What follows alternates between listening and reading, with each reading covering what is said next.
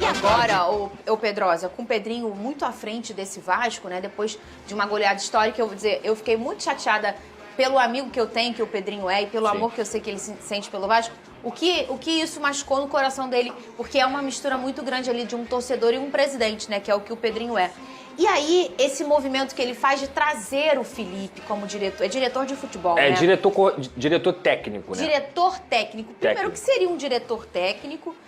Porque o futebol tem hoje um monte de coisa. É coach de não sei o que, é diretor de não sei o que, é CEO. Esse coach não. CEO.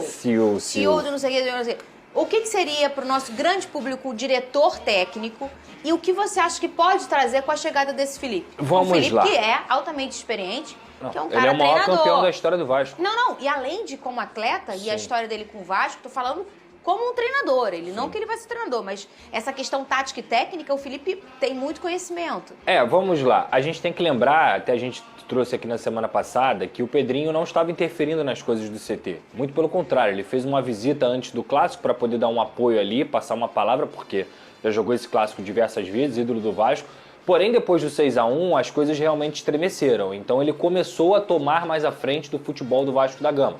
Começou a participar do CT praticamente todo dia.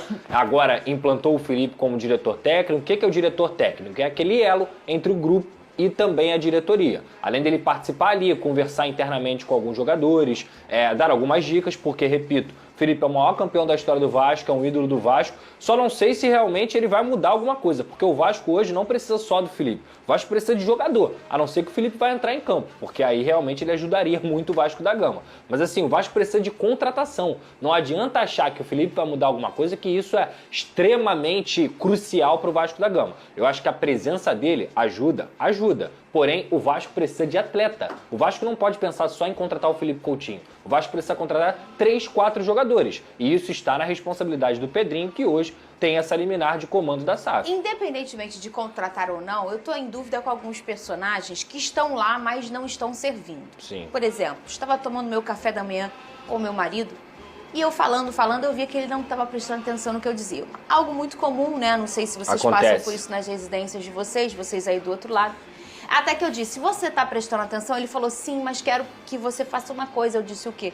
Pergunte ao Pedrosa por que o Medel não joga. O assunto era outra coisa. Por isso que eu converso com a parede lá em casa. Por que o Medel não joga, Lucas Pedrosa? Eu vou mandar um abraço pro Juninho, porque essa pergunta é muito pertinente. Primeiramente, o processo de fritura que aconteceu do Medel, eu tava de férias aqui, e eu não sei se vocês acompanharam, mas... Existiu esse processo? Óbvio. Claro e cristalino. Por quê? O Medel é um cara que ganha um alto salário dentro do Vasco da Gama. Quando ele chegou lá no meio do ano passado, ele foi o primeiro cara a chegar, antes mesmo do Ramon Dias. Então você contratar um jogador do calibre que ele tem, craque mundial, no sentido da posição dele, campeão, jogou em grandes times na Europa, é um jogador que custa caro. Então... ninguém obrigou o Vasco da Gama a assinar o contrato com o Medel. Foi o Vasco da Gama que bateu na porta do Medel e falou assim, Medel, a gente quer assinar um contrato com você, é isso aqui. Assinou? Beleza. Aí depois que o Medel teve um problema familiar lá com a mãe dele, infelizmente ele ficou com a mãe, ficou 2 semanas fora, aí ele voltou, o Vasco tomou aquele goleada de 4-0, Ramon Dias saiu, e o Medel era um representante sim da comissão técnica dentro de campo, era um líder, era um capitão.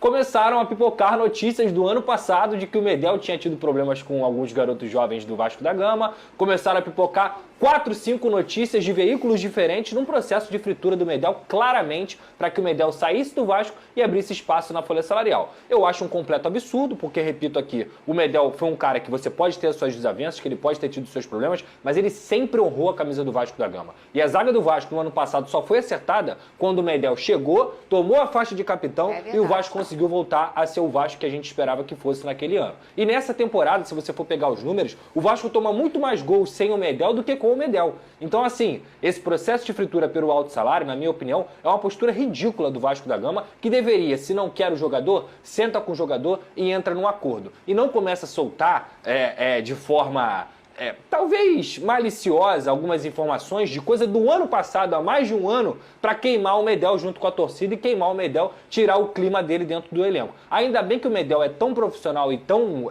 grande na profissão dele, que ele falou, não, eu não vou sair não, eu vou manter aqui, eu espero que o Álvaro Pacheco me observe, para quem sabe ele me utilizar. E eu espero muito que o Medel volte a ser utilizado no Vasco da Gama, porque ele é um cara que traz atenção ao time. Ele é um cara que tem cobrança. E eu prefiro muito mais quem tem cobrança do que quem fica e não fala nada, e aí usa a faixa de capitão sem ter nenhum tipo de expressão, aí só aparece nos momentos bons. Então, assim, eu prefiro muito mais o Medel, que é um craque mundial, que jogou Copa do Mundo, que é campeão de Copa América, do que um cara que não consegue ter a expressão pro Vasco da Gama. E eu acho um absurdo, repito aqui, o processo de fritura que foi feito com esse jogador.